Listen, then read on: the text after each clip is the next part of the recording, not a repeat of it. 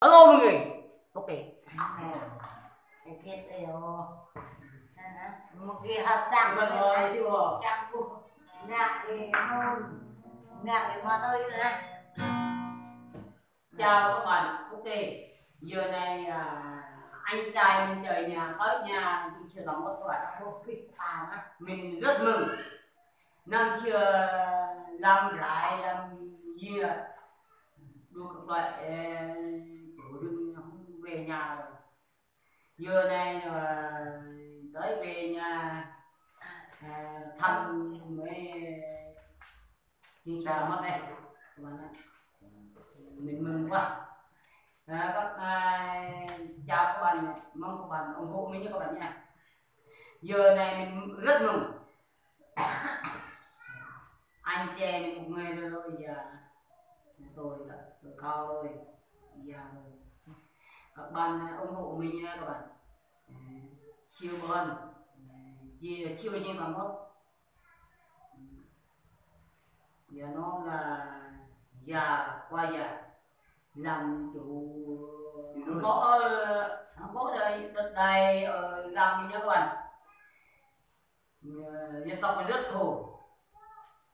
Giờ đây mình vào thăm mình tức động anh mình khăn thăm mình không có cái gì đưa với anh mình đâu mà mình rất mừng. Hai vợ nó anh mình đó, hai vợ chồng nó thăm mình thì sẽ không anh mình một mình thôi nó ăn qua tối đó ăn nhiều họ mình mất hết rồi còn mấy đứa rồi. Chào các bạn xem video mình trả lời thế nào thì nó mình không biết.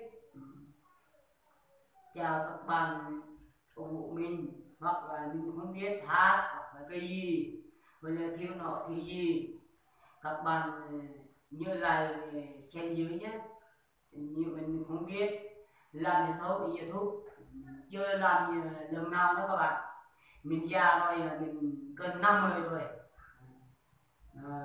Anh mình gần 60 rồi.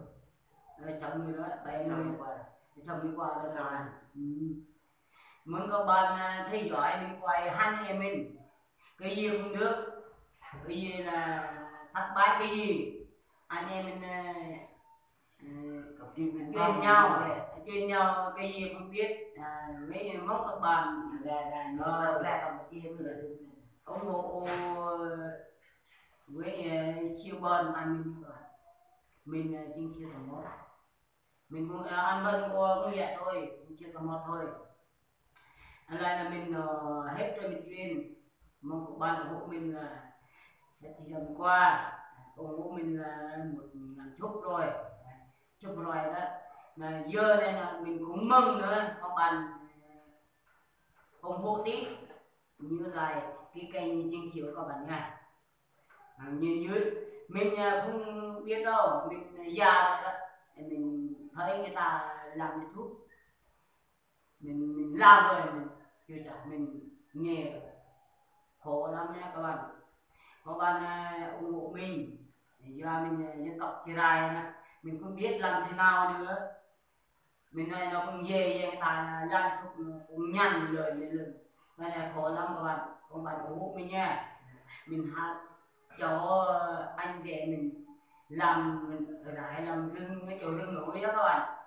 Mình vào chơi Dinh Chiết Mốt để tới nhà Dinh Chiết Mốt hai vợ chồng nó các bạn nghe Dinh Chiết hát cho anh thân mình nha các bạn. Ok quên có tao đi.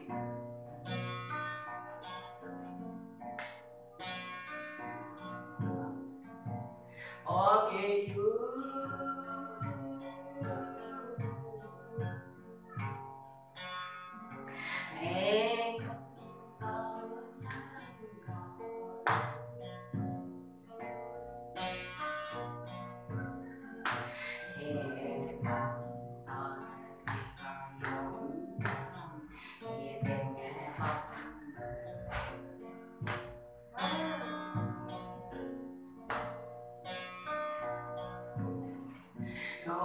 dối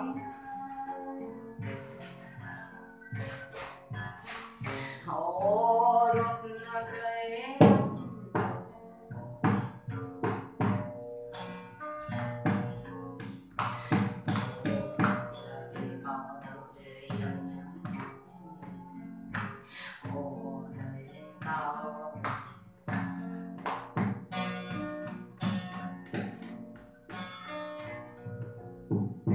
hồi đẹp niềm mê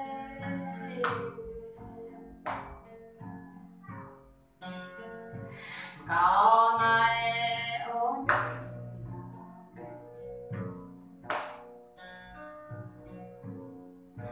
hẹn một xa kia cao nguy xa chân xa đôi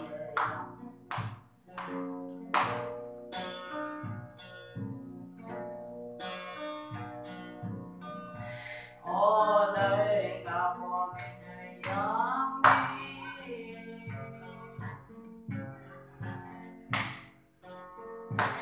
ô kiếp này cao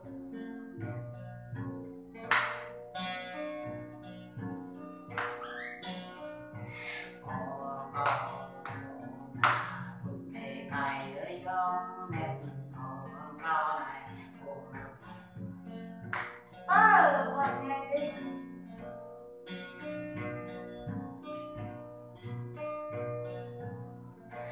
ô đẹp đôi ông đi